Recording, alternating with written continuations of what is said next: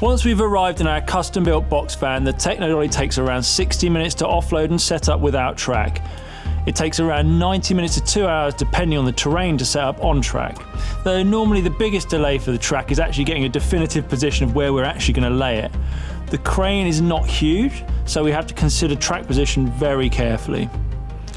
We need a single-phase 63 amp feed for full operation. We can get less power to set up and test moves, but in reality the Technodolly is much more likely to stall and it won't be capable of going as fast.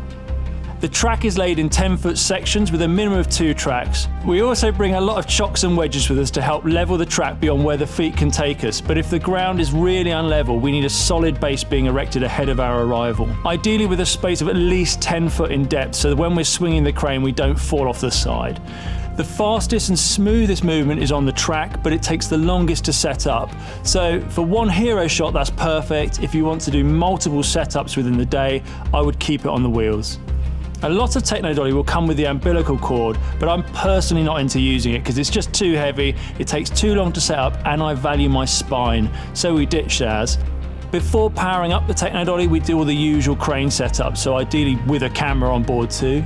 We balance using long and short weighting, often using K-clamps for that extra little bit of precision. So once up and running and the software is being set up, you're welcome to get involved on the crane or the boom. However, you're going to find the pickle a little different to other systems, and I'd recommend wherever possible that you're also near one of these screens when you're using it. The reason is pretty simple, the first one being because the T and W don't actually do anything when you're in a manual move. When you're in a manual move and you want to boom out, you've got to use this button up here, and to boom back in, you simply pull it back. If we're on track, you can use left and right to go up and down the track, and you can also go at certain angles if you want to track and boom at the same time. Then you go to the next complicated bit, which is if you've got a keyframe move and you need to get to the first position. That's called a go-to, and you do that with the T. You'll see it flashing basically. If we set it off now, it flashes like this. I gently hold it down and you'll start to see the rig move and it will find its way to the first position. Once this starts to slow flash, you now know you're ready to go, and once I release, we're now in a move, and you'll see on that little screen over there a timeline appears. T will track us forward through the move and W will track us back. One of the other cool things, if you've got a keyframe move and you're moving through it, you can also use the fluid here to adjust it. So if we wanted to start the move really subtly, I can run it down, hold T and just slowly build it up, and you'll start to see it increase as it goes. We can rocker it back in the same way and slow it down as we go.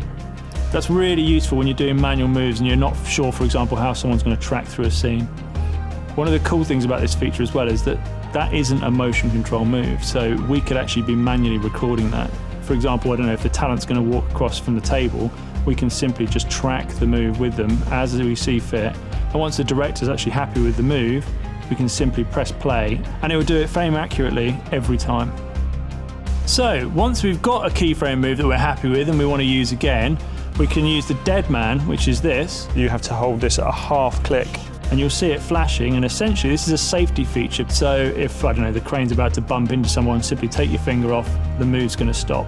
One of the important things to know if you're, for example, moving through a move back to the beginning is to try and ensure that it gets to zeros. It's one of the reasons I was saying about how it's so important to be able to see this screen here, because if you don't get onto zeros, then when we go and press the dead man, nothing will happen. So we'll be sitting there trying to trigger and nothing will happen. The AD is going to go mental, and it's normally because we're just a frame off. So it's always just really important, if you're going to do it, just to rocker it through until it gets to that frame and you know 100% on that timeline it's there. So if we do this, I'm assuming there's a guy in front of the camera with this. It's got a little start button on the end, or I could start it there, or the guys can start it over at the desk at the back. Press the button, you'll see this pulsing, and then as soon as we press play, the rig's now starting to move. And once it comes to the end, it'll flash as well. It's that simple.